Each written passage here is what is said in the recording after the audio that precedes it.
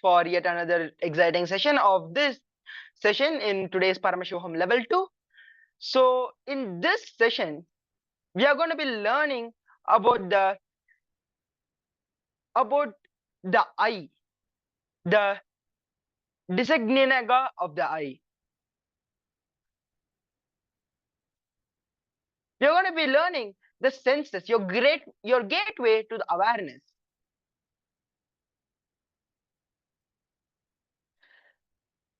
So there are different levels from which we operate our body, from fear, greed, or from prana or the life force. Most of us live our lives operating between greed and fear, or between Mooladhara and Swadhisthana chakras. In this meditation technique, Paramashiva is making us experience the cognitive shift out of which fear and greed. Through this technique, we can experience that we are beyond this body. We want to experience everything that we already experienced.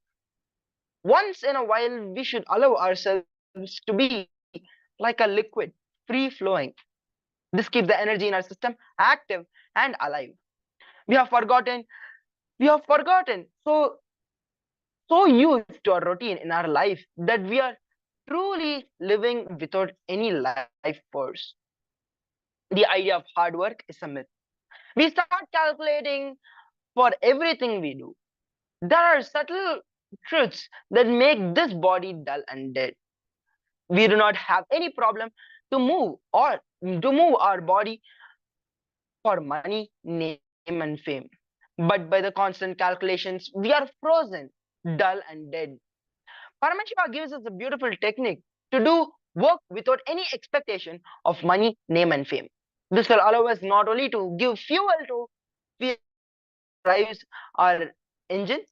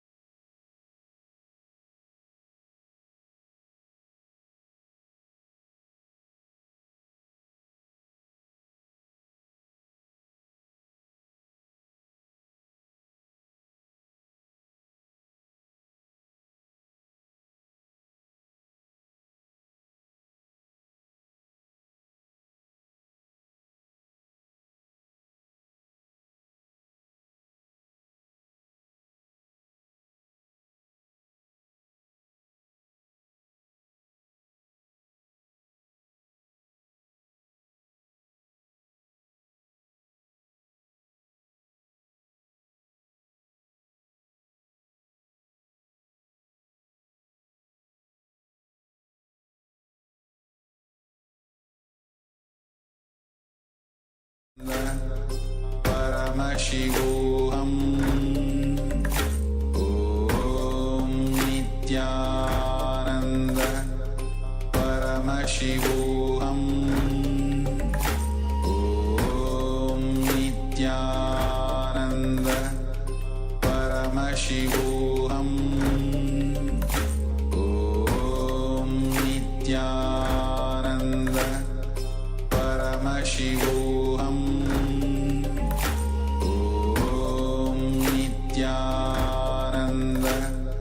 Paramashivoham Om Nityananda Paramashivoham Om Nityananda Paramashivoham. sorry for the technical glitch. I apologize for the technical glitch.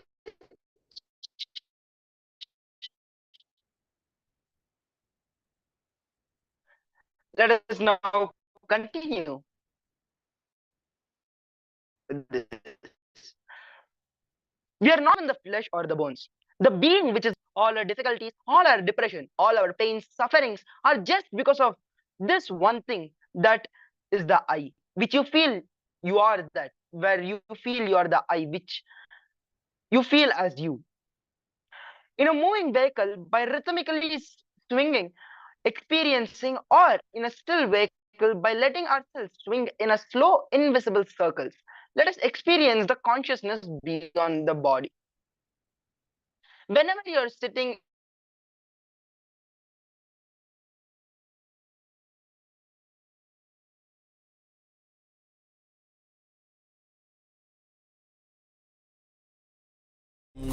Nityanand परमशिवोऽहम् ॐ नित्यानन्द परमशिवोऽहम् ॐ नित्यानन्द परमशिवोऽहम् ॐ नित्यानन्द परमशिवोऽहम् ॐ नित्यानन्द परमशिवोऽहम् ॐ नित्यानन्द परम I again apologize for the technical glitch. Let us continue. So whenever you're sitting in a vehicle while traveling or flying, just relax. Whenever your body is being moved, just relax. Surely by relaxing, you won't fall. Especially in the modern day, seats are so comfortable that you won't fall. But by our very nature, we resist all the movement. Paramashiva says beautifully, we should allow our body to move rhythmically. First thing to understand is why we are not allowing the movement. There is a constant insecure feeling in us, and we are constantly trying to possess our body and we try to balance it.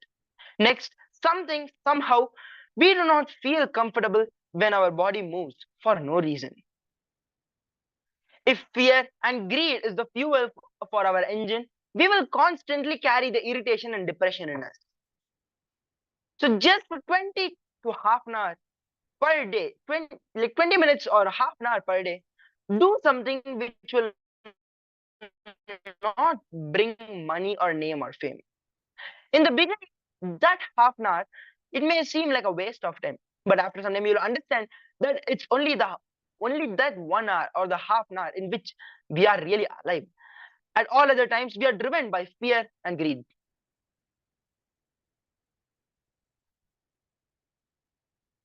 So now we'll be entering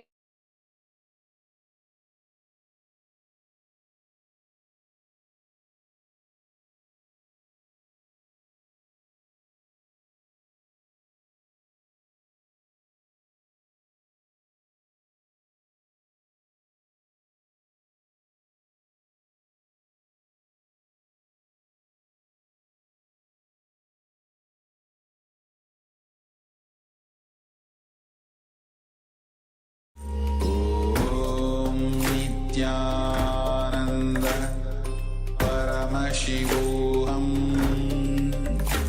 ॐ नित्यानन्द परमशिवोऽहम् ॐ नित्यानन्द परमशिवोऽहम् ॐ नित्यानन्द परमशिवोऽहम् ॐ नित्यानन्द परमशिवोऽहम् ॐ नित्यानन्द परमशिवोऽहम् ॐ नित्यानन्द परमशिवोऽहम्. I again apologize. We are facing some technical issues. I really apologize again for dropping. So now let us now enter into the exercise to disengage from the I. Before that, let's just recap what we just learned. If fear and greed is the fuel for our engine, we will constantly carry the irritation and depression in us. So just 20 minutes to half an hour a day, do something in which you will not bring money, name, or fame in you. In the beginning of the half an hour, it may seem like a waste of time, but that is the only time where you really are alive, where you are really in yourself, where you be with yourself. Shiva gives one more beautiful technique, which is an alternative technique for this situation also. Our homes are still vehicles. Even sitting here, by allowing the body to move or swing within its own way in invisible circles, we can feel the slight movement always happening in our body. So meditation for home. For 21 minutes, we're going to be doing a meditation.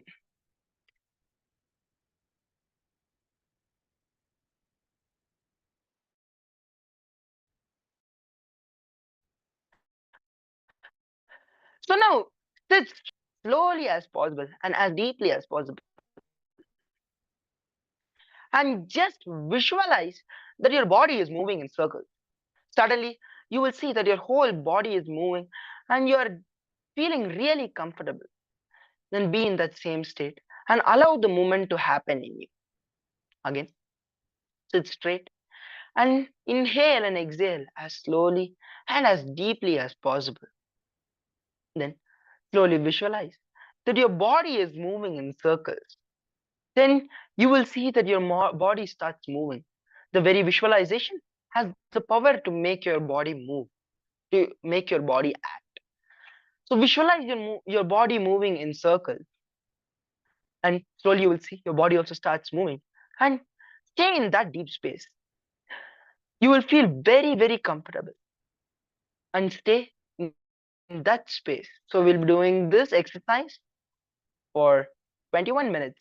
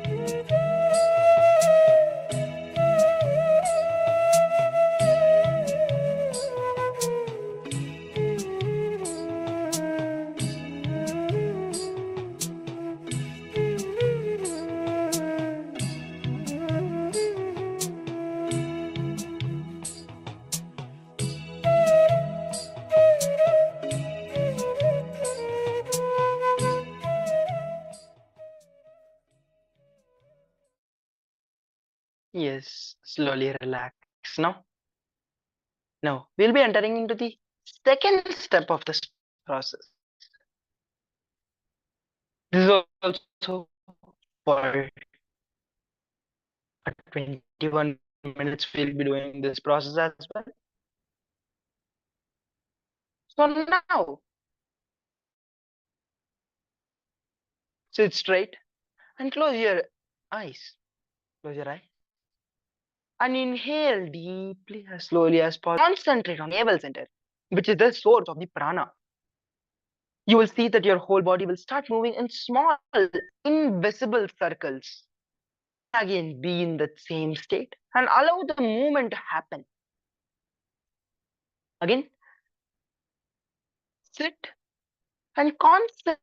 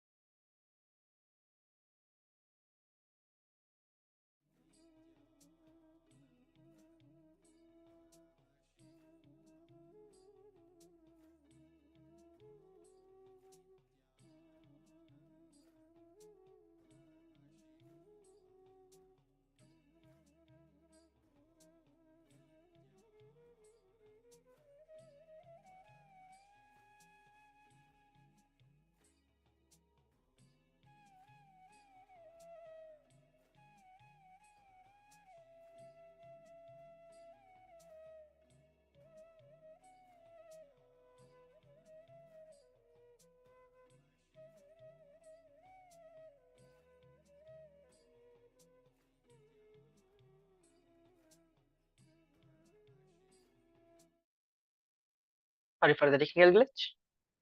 So now, concentrate on the Manipuraka chakra, the navel center, which is the source of your prana, your life energy. So slowly inhale and exhale as you continue and visualize on your Manipuraka chakra.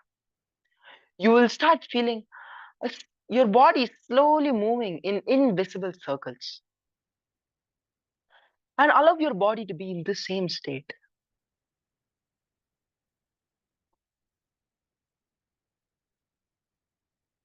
Just sit comfortably in that same powerful space where your body is moving. Yes, let's begin.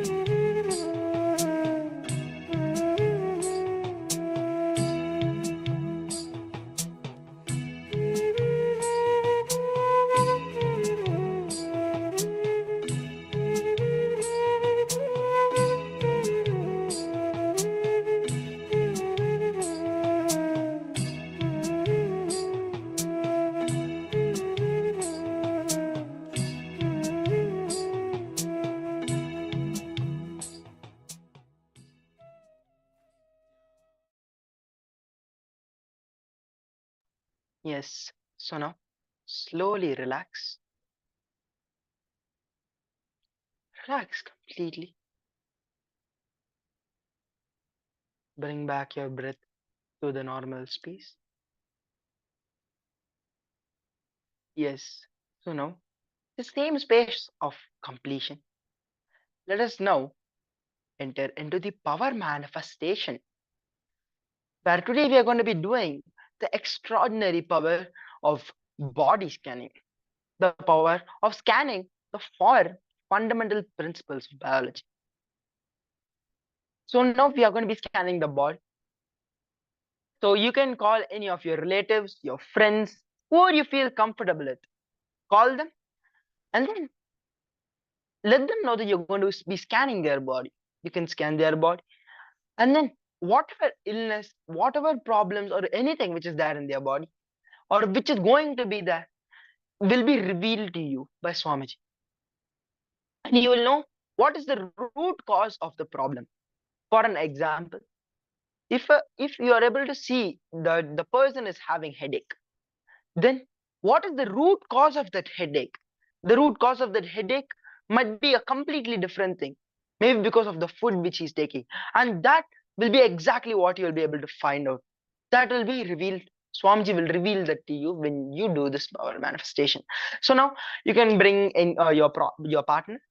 You can call your friends, your family members, anyone who you feel comfortable with.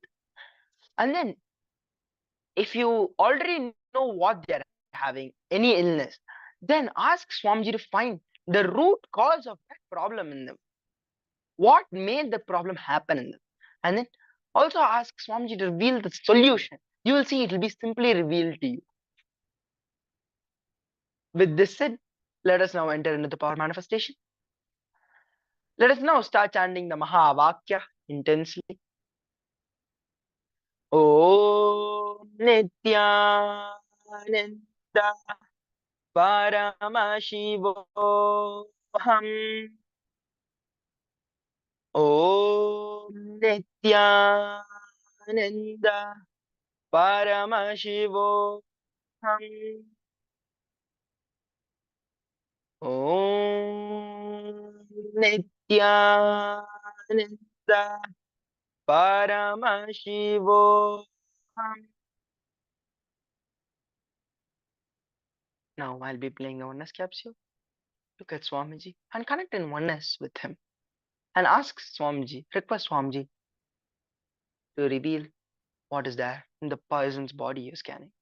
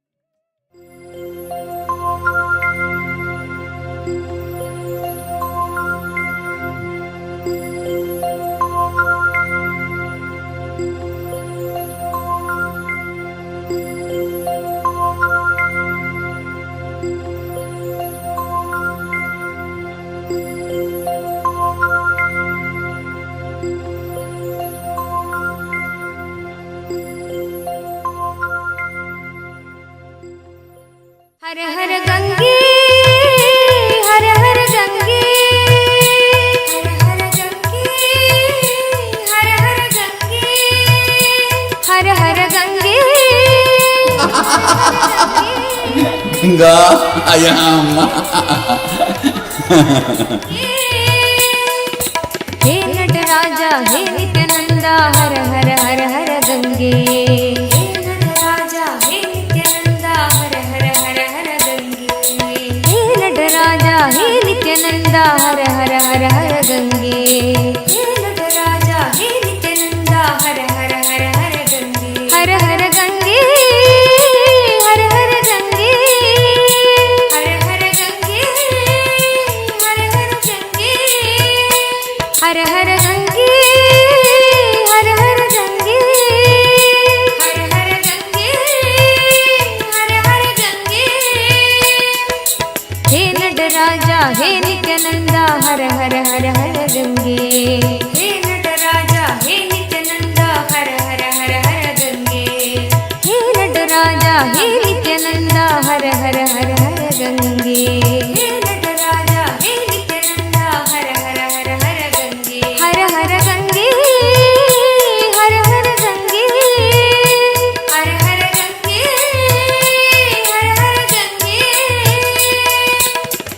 नित्यपुरीश्वरा जय गंगाधरा नित्यपुरीश्वरा जय गंगाधरा नित्यपुरीश्वरा जय गंगाधरा नित्यपुरीश्वरा जय गंगाधरा हर हर हर हर गंगे हर हर हर हर गंगे हर हर हर हर गंगे हर हर हर हर गंगे शंकरा शिव शंकरा शिव शंकर शंकर नित्या शंकरा शिव शंकरा शिव शंकर शंकर नित्या शंकरा शिव शंकरा शिव शंकर शंकर नित्या शंकरा शिव शंकरा शिव शंकर शंकर नित्या शंकरा शिव शंकरा शिव शंकर शंकर नित्या शंकरा शिव शंकरा शिव शंकर शंकर नित्या शंकरा शिव शंकरा शिव शंकर शंकर नित्या शंकरा शिव शंकरा शिव शंकर शंकर नित्या हर हर गंगे हर हर गंगे हर हर गंगे हर हर गंगे हर हर गंगे हर हर गंगे हर हर गंगे हर हर गंगे हे नटराजा हे नित्यानंदा हर हर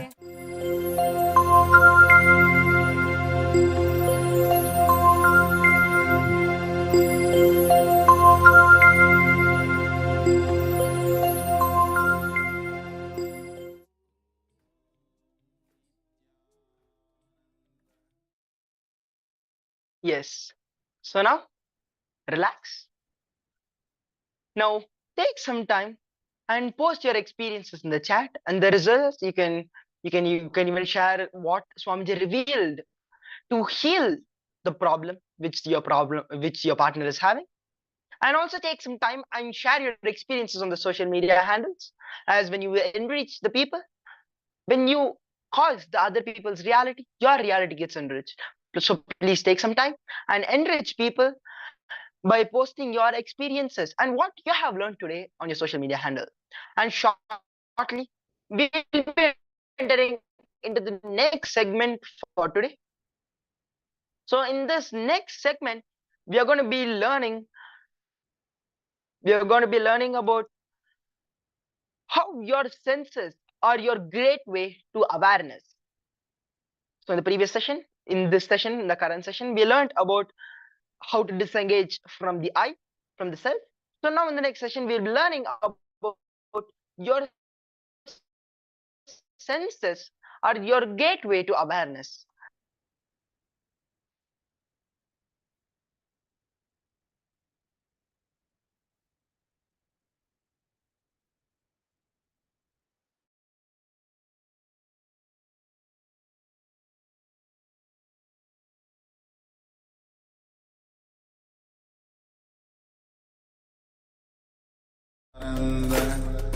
Paramashivoham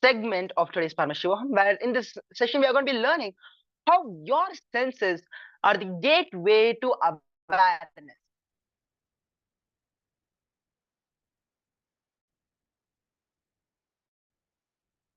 So now let's first look at any thought which comes while your eyes are closed can be classified as an internal wandering. The thought which flows inside you related to the outside objects will become the external wandering. But the identity which you carry will become the internal wandering.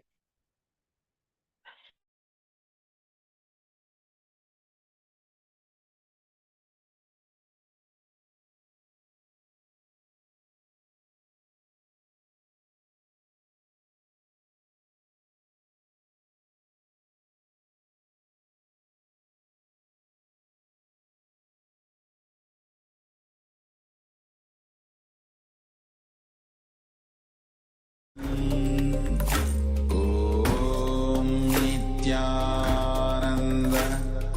परमशिवोऽहम् ॐ नित्यानन्द परमशिवोऽहम् ॐ नित्यानन्द परमशिवोऽहम् नित्यानन्द परमशिवोऽहम्.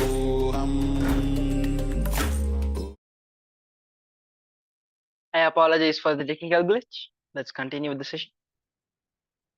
So in the beginning, whatever you may think as external wandering will surely slow you from realizing it. They are all internal wanderings, and whatever you think as internal wanderings, they are all external wanderings. So bring in the awareness to your senses at all the times. At the start of sneezing, during a fight, of hunger, at the end of hunger, by uninterruptedly be aware and liberate yourself completely from it. Because when you're being aware of something which you're doing, you do it with full completion, you're liberated. Way to experience the ultimate, love more. 5 senses by its nature go outside and look at the outer world, the Jagat. The eyes are created to look outside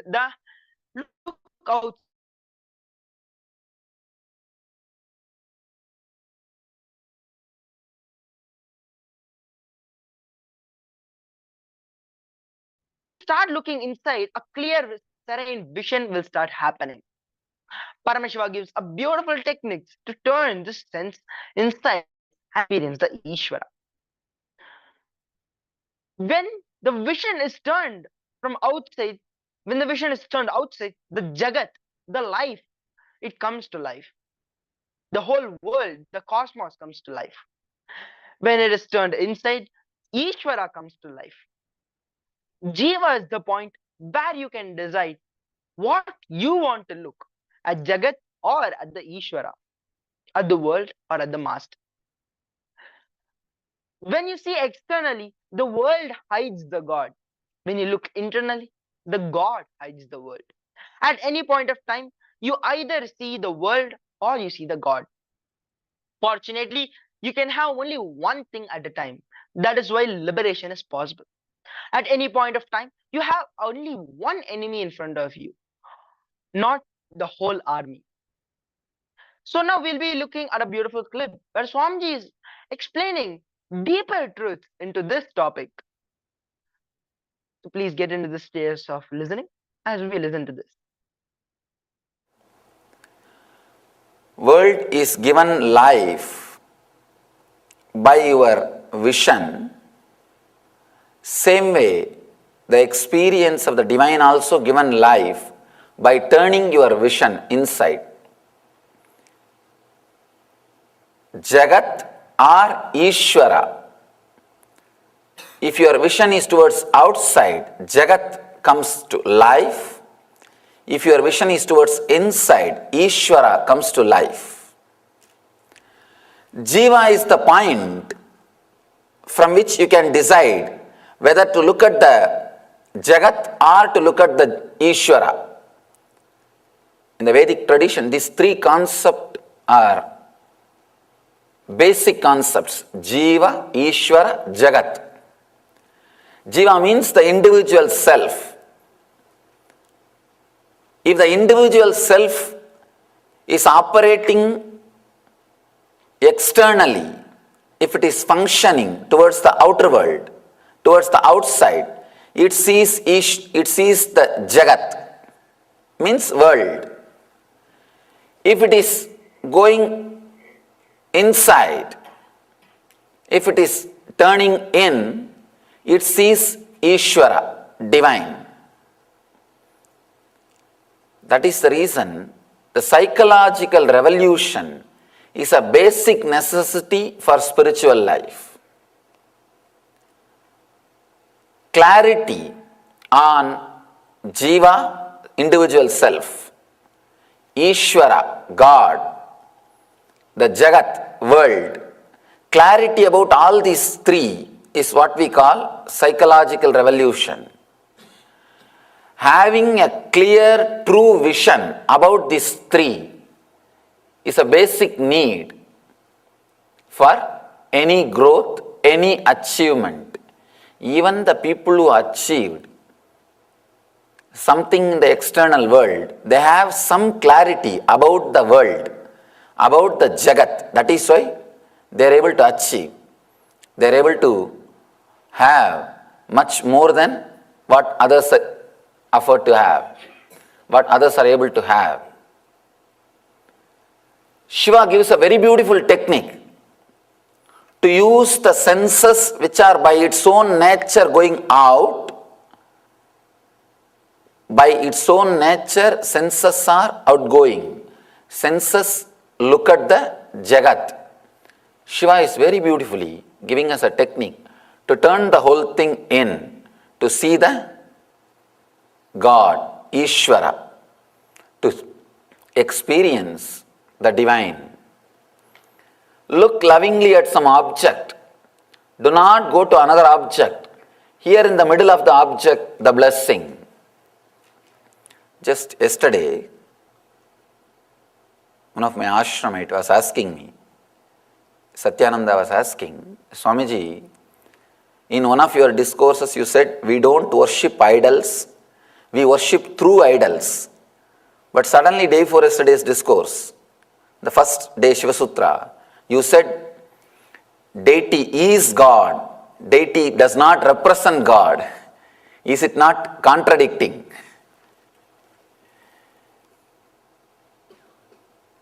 Seemingly contradicting. Understand? Seemingly contradicting.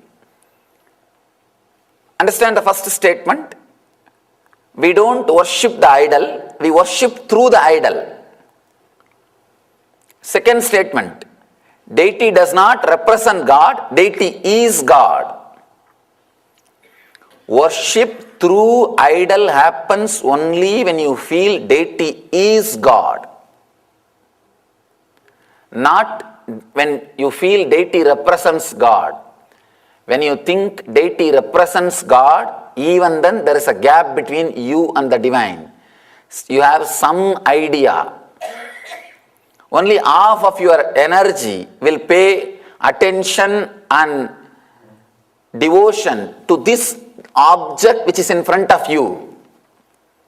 See, basically, you cannot conceive the idea of God or divine as long as your mind is functioning in the physical frequency.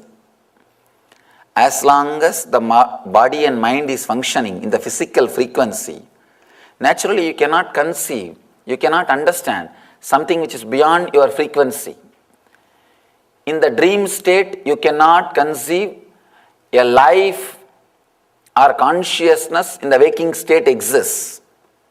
You cannot remember, you cannot understand anything about waking state in the dream state. Whatever idea you may have about your waking state, in the dream state is only idea, not the reality. Not the reality. In the same way, in the waking state, you cannot have any idea about the superconscious state, about the divine. So naturally, you need to have something which you can connect or relate. When you really disappear into that, only then you experience the higher conscious state. It's like a strong nightmare, how it wakes you up, how it brings you out of the dreaming state. See, your whole inner space, when you are dreaming, your whole inner space should be shaken by any one object. Only then you will come out of the dream. For example, you are dreaming as if a lion is chasing you or an elephant is chasing you. And the dream itself, you have an idea. I think in the form of elephant, my own desires or fear is chasing me. You won't get up. Surely, you will not wake up. Only if you are sure, yes, elephant is chasing me, lion is chasing me, you will wake up. You will be awakened. You will come to the higher state, to the waking state. Same way, during the worship, only if you feel deity is God, not, oh, I know about God, that energy is represented by this deity. No. Then again, your ego, what you know about God, only you are worshipping, not the God itself. Worship means where you need to lose your ideas. You need to lose your ideas about the divine. Only then the divine will start expressing itself. That is why deity is God. Do not think deity represents God. Only when you understand deity is God, worship through the idol happens. Till then, you will be doing only idol worship. There is a very beautiful sutra. Of course, this is also given by Mahadeva to a rishi, to another one disciple. It's a Tamil verse. Let me repeat that and I'll translate. Marathil maraindadu mamada yanai, marattai maraitadu mamada yanai, parathil maraindadu parmudal bhudam, parattai maraitadu parmudal bhudam. Let me literally translate, then we will understand this sutra. There was a beautiful statue of elephant carved in teak wood. When you see the elephant, the idea of wood disappears. When you see the wooden statue, the idea of elephant disappears. When you see externally, the world hides the God. When you see internally, God hides the world. Very beautiful description. Understand, you can never have an idea, wooden statue and elephant at the same moment. Fortunately, you can have only one thought at a time. You are blessed. One thought at a time. That is why liberation is possible. That is why liberation is possible. Actually, as you think, you do not have a huge army of enemies in front of you. You have only one enemy at any point. At any point, at any time, you have only one enemy. You do not have army of enemies in front of you. We don't understand that. Either this moment you will see that as an elephant or wooden statue. The next moment you may see in the other way, but not both ideas in the same moment. Same way, either you see the world or the God. When you see the whole thing as divine, suddenly the world disappears. Parattai maraittadu parmudal bhudam. All the five elements has hidden, it has covered the divine. Parattil maraindadu paramudal bhudam. When you have the intense vision to look deeply, all the 5 elements disappears into the divine. If you see the deity, you cannot see the statue. If you see God, you can't see statue. If you see statue, you cannot see God. You can see only any one thing.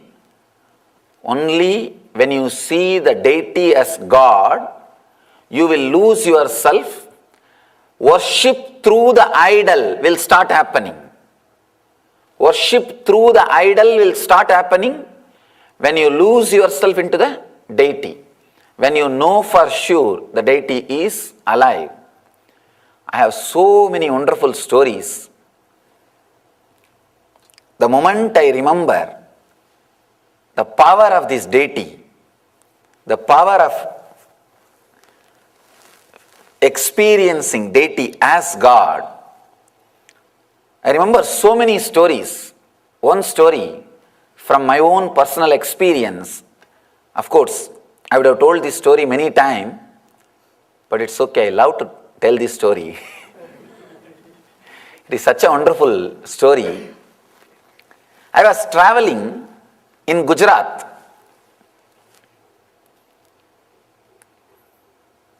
I always remember that elderly lady and respect her. Like how I remembered yesterday, Swami Lakshman Ju. I can say this lady is surely lived in the same consciousness of Gopikas or the Krishna's Anga Devatas, the Krishna's divine companions.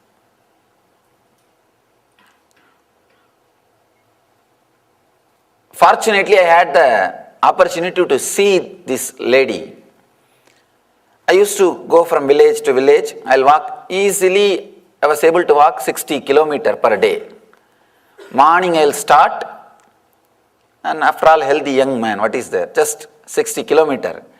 By evening, about the sunset time, I'll decide where to stay. In the nearest village, I'll decide to stay. Then after a few days, if I feel like starting, again I'll start. Gujarat is land of God. It is I was always told that calling God is local call in Kerala. In Gujarat is an intercom. Not even local call. It is an intercom. Now it is the land of divine. So still Bharat is alive in Gujarat. I always feel as long as Gujarat is alive, Bharat will be alive. I always bless. I remember Gujarat and bless. Always. Understand? Feeding sadhus is such a wonderful thing. Even if you feed 2,000 useless guys and one enlightened sadhu, it is worthy. Because that sadhu's good feeling will save the whole place. It will just save the whole place. As long as Gujarat is alive, the Bharat Dharma will never die. It will be alive. It will be kept alive.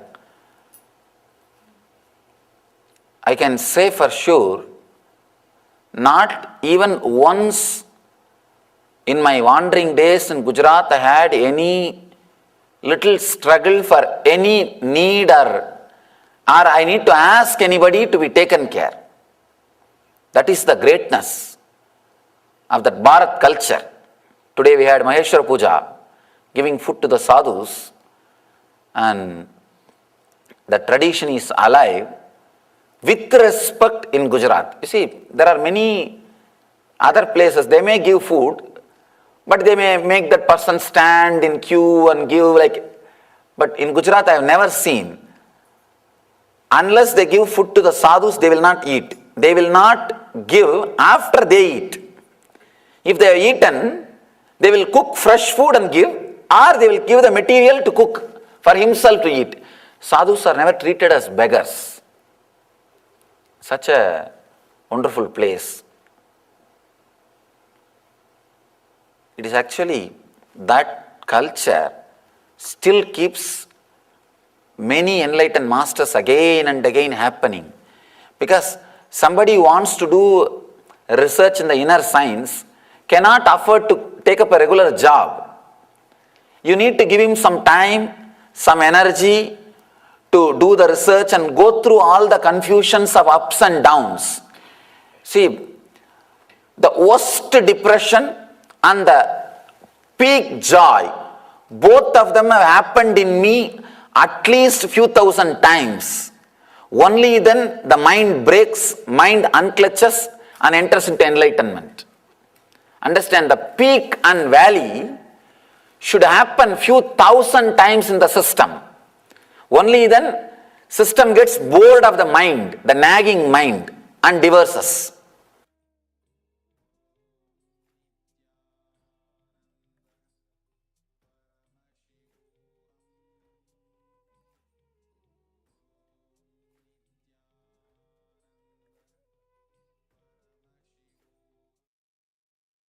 Yes. So we saw how beautifully Swamiji explained. With this, let us now enter into understanding the technique to love more. So now choose any one object or a deity which you feel connected to.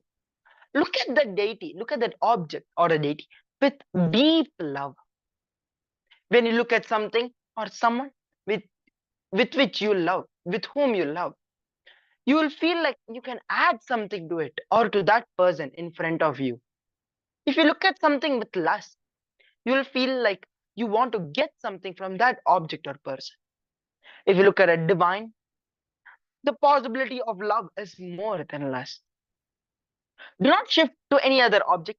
If you shift, then it's just a number of utility for you. Love makes things unique. When you're deeply in love with everything, everything will become alive and reality to you. Every step in your life will become ecstatic. If you have a clear confidence and feeling that I can see the divine, I have such inner space and love, you have already passed the state and you can move to the next things. You do not have to sit there to prove anything unless you doubt it. So now before we enter into the Kriya, requesting all the participants to bring your favorite object with which you love a lot, which the object means a lot to you. It can be an object, it can be a deity, it can be anything in which you like it a lot, which you feel deeply connected to. Please take some time and bring it.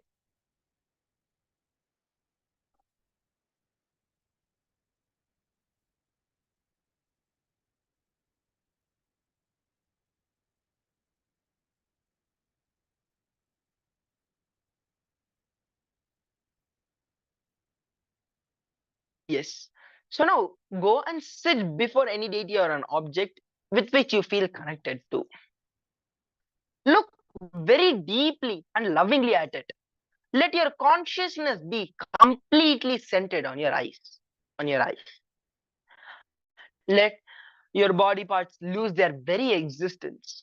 Look at the object deeply for a few minutes without jumping to any other object.